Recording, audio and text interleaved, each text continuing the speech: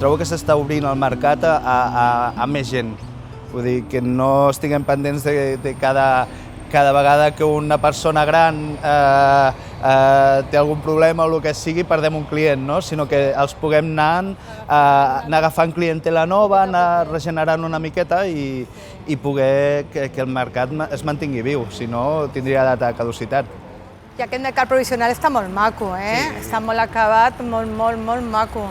Sí, La gent me diu, és que em sembla un mercat definitiu. Jo, és que es queda molt bé. Sí, no, la idea és molt bona, és ampli, és net. L'altre també ho era de net, però era més antic. Vull dir, sempre el mercat de la baseria sempre ha estat un mercat molt confortable i molt net i molt ben cuidat pels paradistes i pel mercat en si. I aquest l'únic que, clar, té més llum, té més vidres, llavors visualment és molt més atractiu. Sí, jo tinc molta il·lusió per tornar una altra vegada i començar de zero, perquè és que començarem de nou, tot. Bueno, és un nou repte. És que és un nou repte, clar, és que la meva edat no permet jubilar-se, que he de seguir.